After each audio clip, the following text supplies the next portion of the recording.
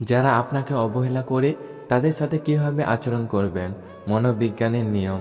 আচ্ছা, এমন কি কখনো হয়েছে যে আপনি কাউকে খুব ভালোবাসলেন, তার খোঁজ নিলেন, তাকে নিজের জীবনে একটা বড় অংশ বলে মনে করলেন, কিন্তু উল্টো দিক থেকে পেলেন শুধু চরম অবহেলা।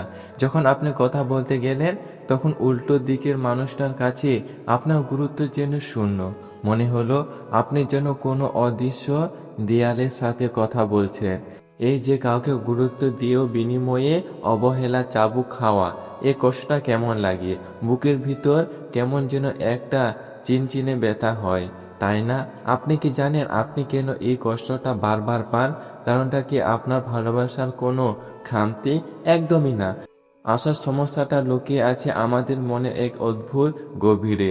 আর ঠিক এখানে লুকিয়ে আছে মনোবিজ্ঞানের এক দারুণ রহস্য। আজকের ভিডিওতে আমি আপনাদের এমন কিছু মনস্তাত্ত্বিক কৌশল বলবো যা জানার পর যারা আজ আপনাকে অবহেলা করে কাল তারাই আপনার সঙ্গ পাওয়ার জন্য ছটফট করবে। হ্যাঁ, ঠিক শুনেছেন। আর এর জন্য আপনাকে হাত জোড় করতে হবে না, কান্না করতে হবে না, বা তাদের পিছনে দৌড়াতে হবে না। শুধু জানতে হবে মানুষের মন বোঝার নিখুঁত নিয়ম। চলুন তবে আর দেরি না করে মূল কথায় যাওয়া যাক। কিভাবে এই লজ্জাজনক অবহেলা খেলা চিরতরে বন্ধ করবেন। ১ নম্বর নিয়ম, মনোযোগ দেয়া বন্ধ করুন। মনোবিজ্ঞানের ভাষায় একটা খুব পরিচিত নিয়ম আছে যাকে বলা হয় ল অফ স্কারসিটি বা দুষ্প্রাপ্যতার নিয়ম। সহজ কথায় বলতে গেলে যে জিনিসটা আমরা খুব সহজে এবং সবসময় হাতের কাছে পাই তার কদর আমরা কখনোই করি না। একটু নিজের সাথে মিলিয়ে দেখুন তো, আপনি কি সেই মানুষটার খোঁজ নেওয়ার জন্য সবসময় পাগল হয়ে থাকেন? সে কখন খেলো, কখন ঘুমালো, তার মন খারাপ কি না, এসব নিয়ে সারাক্ষণ কি আপনি নিজে থেকে মেসেজ বা কল করেন? যদি উত্তর হ্যাঁ হয় তাহলে আজ থেকে এই কাজটা সম্পূর্ণ বন্ধ করে দিন। আপনি যখন কাউকে নিজের জীবনে কেন্দ্রবিন্দু বানিয়ে ফেলেন এবং তাকে বোঝান যে তাকে ছাড়া আপনার এক মুহূর্ত চলবে না, তখন সে অবচেতনভাবেই আপনাকে সস্তা ভাবতে শুরু করে। তার মনে হয় ও তো আমার জন্যই বসে আছে, আমি যেমনই আচরণ করি না কেন ও কোথাও যাবে না। ঠিক এই ধারণাটাই এবার আপনাকে ভাঙতে হবে।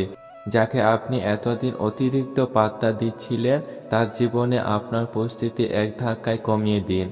তাকে বুঝতে দিন যে আপনি আর আগের মতো সহজলভ্য নন। যখন সে দেখবে আপনি আর তার উপর আগের মতো নির্ভরশীল নন, আপনার মেসেজ বা কলের সেই বন্যা হঠাৎ করে থেমে গেছে, তখন তার সে অবহেলা গড়ে পানি হতে বাধ্য। মানুষের মন এমনই, যখন সে বুঝতে পারে সে হাতের মুঠোয় থাকা কোনো জিনিস হারাতে বসেছে, ঠিক তখনই সে তার আসল মূল্যটা বুঝতে পারে। তাই নিজের মনোযোগ সরিয়ে নিন, দেখবেন সে নিজে আপনার মনোযোগ পাওয়ার জন্য ছুটে আসবে। ২ নম্বর নিয়ম, নিজের ভ্যালু বাড়ান এবং নিজেকে সময় দিন। মানুষ যখন কাউকে অতিরিক্ত ভালোবাসে বা প্রাধান্য দেয় তখন সে অজান্তে নিজের আত্মসম্মান বা সেলফ ওয়ার্থ কমিয়ে ফেলে। কেউ আপনাকে অবহেলা করছে মানে এই নয় যে আপনার ভিতরে কোনো গুণ নেই বা আপনি মূল্যহীন।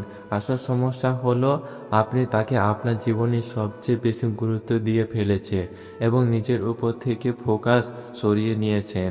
মনোবিজ্ঞান বলে মানুষ সবসময় এমন মানুষদেরই সম্মান করে এবং গুরুত্ব দেয় যারা নিজেদের ভালোবাসে এবং তাদের নিজস্ব একটা জগৎ আছে।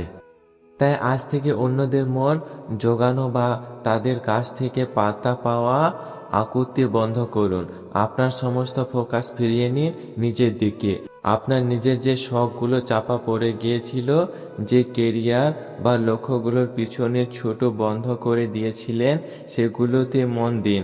নতুন কোনো দক্ষতা অর্জন করুন, নিজের ফিটনেসের যত্ন নিন, বন্ধুদের সাথে সময় কাটান এবং নিজের একটি শক্ত অবস্থান তৈরি করুন।